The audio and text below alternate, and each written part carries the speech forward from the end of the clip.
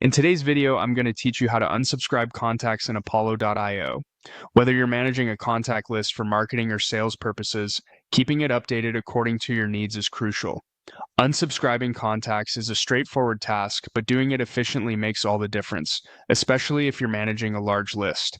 Follow along as I guide you through the process step by step, ensuring clarity and ease. First, you'll want to navigate to the Apollo.io homepage.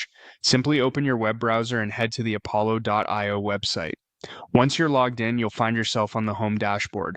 This is the starting point for accessing all of your lists and managing your contacts.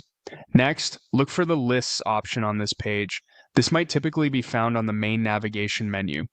Clicking on this section will take you to a comprehensive display of all the lists you've created.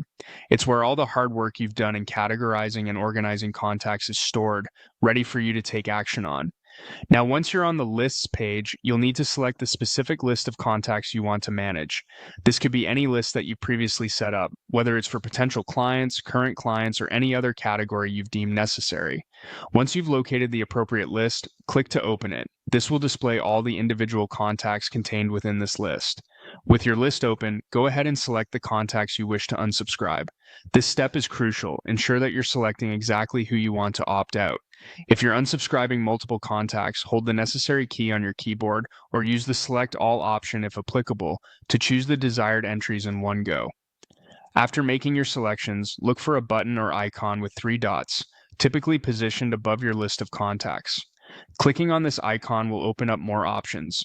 Think of this as your command center for executing bulk actions on the selected contacts. Once this menu opens, locate the Opt Out of Calls option. This is the feature that allows you to unsubscribe the selected contacts from receiving further calls. Click on it and a confirmation dialog will likely appear.